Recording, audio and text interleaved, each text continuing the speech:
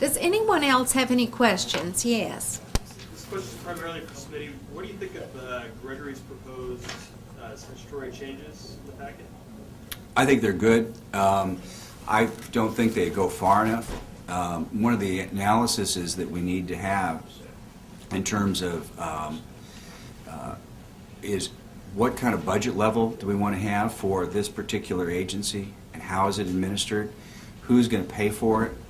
What kinds of staffing do we need to adequately police the wastes that are going to come in, and do the analyses. A second statutory recommendation we'd make is that we push the pause button for for at least a session until we've had a real opportunity to do this analysis of whether or not the risk of bringing in this waste is more than the state really wants to bear. And if we decide to do that, as Bob has suggested, then maybe we ought to require all these guys, I think this is Bob's recommendation, require all these guys that want to bring in waste to join the compact, post the $25 million bond, and go through the process of amending the compact federally. I think all of those are good suggestions and would help us really make a more reasoned decision than we're likely to this session. Wasn't some of that addressed in the TCQ sunset? Yes, it was. And the Sunset Commission looked at this, heard testimony for, I think, 3 hours, as I recall. And it was a little bit, about 2 hours. And then made the decision not to deal with the policy issues as part of the sunset process, but to defer to the full legislature. Thank you. Smitty, you mentioned the concerns about transportation and going through major metropolitan areas. Don't the plans to move radioactive waste require there's federal regulations from the Department of Energy and Department of Transportation? And I don't know what the routing is. Could you talk about that, and then maybe Ron, when you talk a little bit about when it comes to you all, what kind of transportation, shipping you're seeing, containers, safety? And there are several layers of that. Certainly there are, for the high level, there are really detailed federal regulations, and there are federal regulations for transportation of low-level radioactive waste. And depending on the relative radioactivity, you have some of your low-level wastes that are hauled in really well-designed casks and others in steel drums. And the wastes vary, the likelihood of packaging being breached in the event of the accident, as you would expect, varies according to the quality of packaging, and as with the significance of an accident. Right? Yeah, and we have been receiving radioactive waste by truck and rail since 1999. We mainly receive it by truck at this point. And just to, Smitty had, transportation of radioactive materials is really one of the safest things out there. The Department of Transportation does a hazardous waste survey. There was basically, I think, 15,000 roughly accidents of hazardous or radioactive waste. By far, most of those are liquid combustible gasoline tanker truck types, about 8,000 of those. Radioactive waste is more on the lines of 15 a year with very little property damage. A lot of that goes through the corrective actions and things that you do for any kind of radioactive materials. At our site for Class B, C type waste, where it does come in these stronger packaging and things, you do have to get notification before you ship it. We then are in communication with you, so if there is a late shipment, we know about it. If it doesn't show up, we know about it. The truck that got lost was exempt radioactive waste, so it was basically hazardous waste, and it did not have those same kind of requirements. WCS was not expecting to get that shipment and never followed up on that shipment. And so that was the generator and the transportation company that basically had a truck go lost. That would not happen on radioactive waste due to the advance notices given and the communications given. And just to follow up on that, I think one of the things that we as a state ought to study is the quality of emergency response, particularly in rural areas. I am some mindful after our recent ice storm that things go very badly awry when we have ice. And what happens if it's in a small community that doesn't have adequately trained fire departments and so forth, or first responders? And that's an issue that is important to all of us. Thank you. Is there anyone else that has a question? Yes. Mine's for Commissioner Gregory. If the legislature were to speak to the question of the intent behind the import language in the compact, and also I understand anecdotally it could take up to maybe 2 years for the TCEQ to implement the rate. If the legislature were to indicate their preference one way or the other, if they were to say it was okay to move forward with importation, would you be willing to take up import agreements for consideration prior to those rates being established by the TCEQ? I think it's up to the legislature. From my perspective, I'm not sure how you advertise and seek business from outside the state, gain approval to dispose of it without knowing the rate. I can only assume that you take it and dispose of it contingent upon a future decision on a rate, and then that rate would then be charged, or there would be money set aside with a bond or something like that to pay for the cost of it. It's a bigger issue to me. It's the legislature deciding whether they want to do it, number one. Number two, whether they want to take the waste from outside the compact at roughly the same price that, like the $55 a cubic foot. That's basically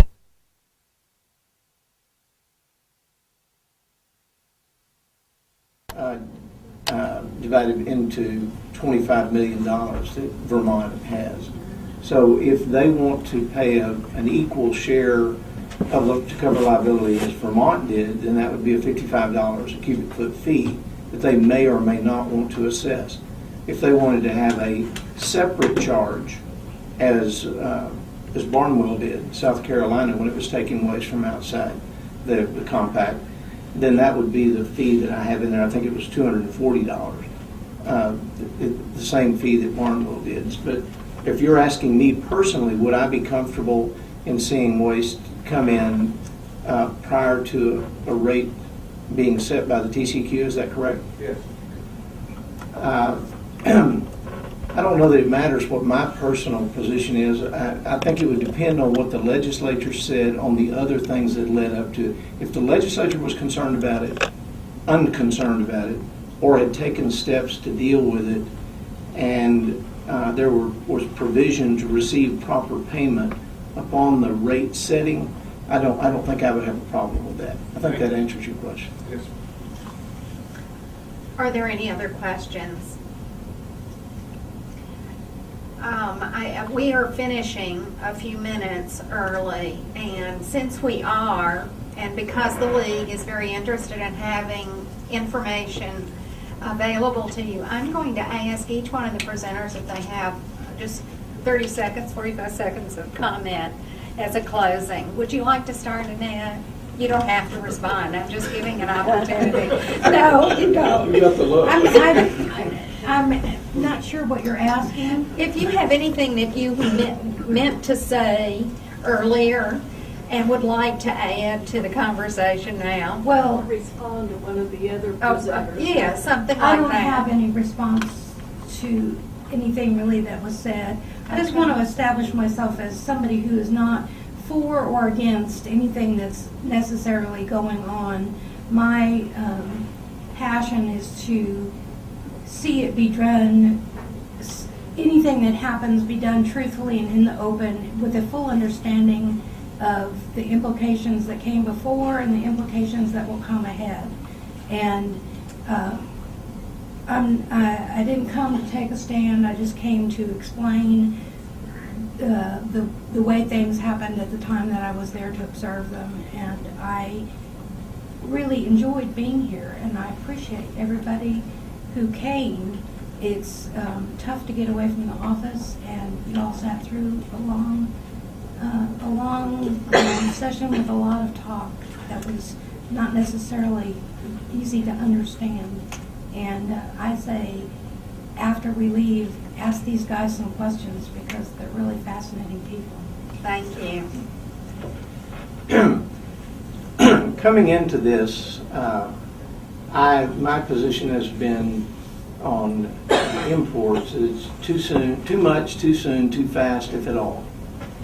And like part of my answer I just gave was, doesn't matter so much what I think on final decisions. I think this is a very important issue for the legislature and for the people of the state. I think it's a hugely important issue for the people that live around it and for the generators in the state.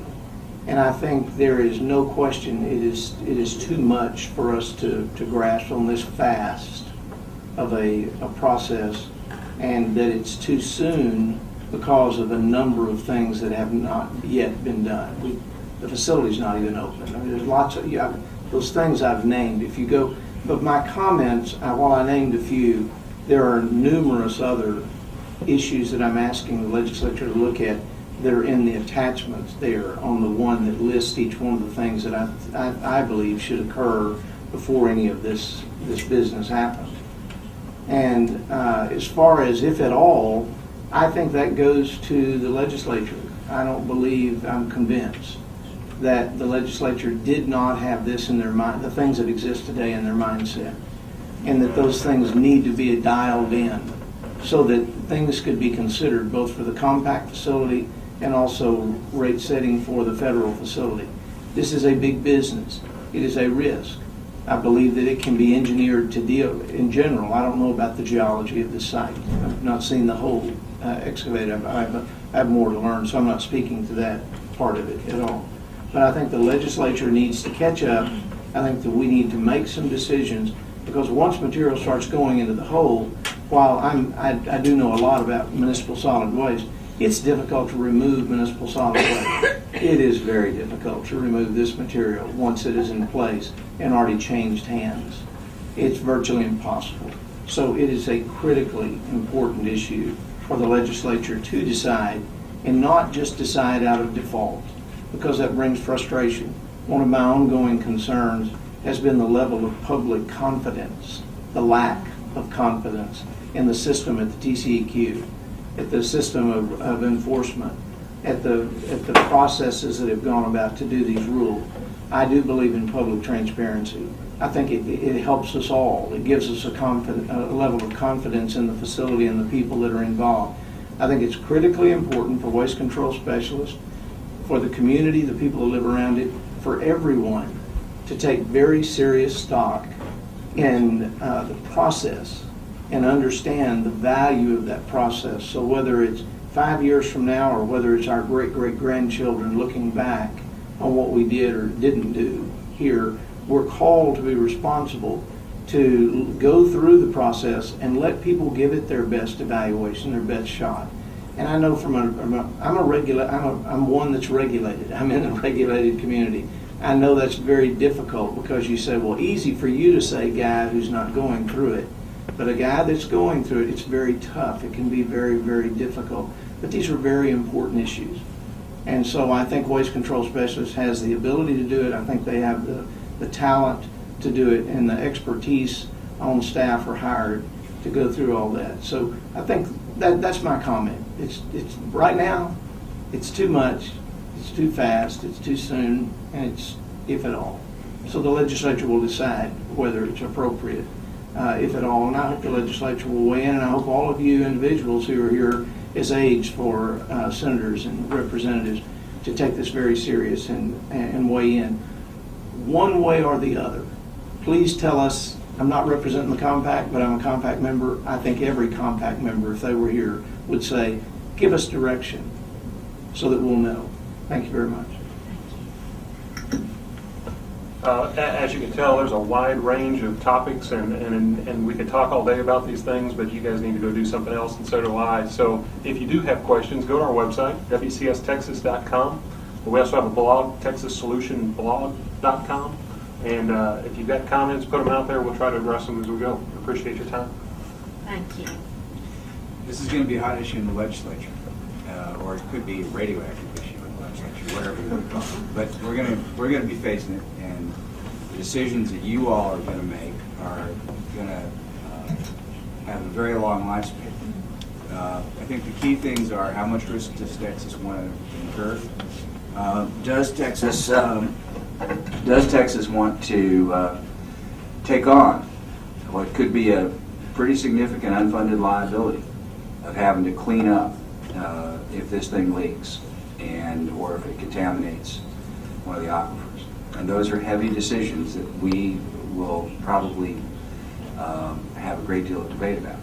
One of the things I'd like to suggest is for those of you who are on the staff that you create an informal staff working group on radioactive waste issues and begin to coordinate your research and analysis in this. As a former staffer, I participated in many of those things, and our combined efforts led to far better legislation than we all tried to do it on our own. There are a couple of websites I would also like to recommend. TexasNuclearSafety.org and the NucFreeTexas.org website are websites that we have a lot of information on. There's also a national website called NIRS, or the Nuclear Information Resource Service.org. All of them are nonprofit organizations. I too would like to thank you for your attention today, and we'll be more than happy to help in any way we can, answer any questions that you might have. Don't hesitate to call us. I just want to thank everyone for coming. I don't have any specific comments other than appreciate everyone's commitment and interest in protecting the environment and the important, really, legacy issues that we all face every day. We don't realize that we've received the benefits of nuclear power, and now we have the responsibility of dealing with it properly.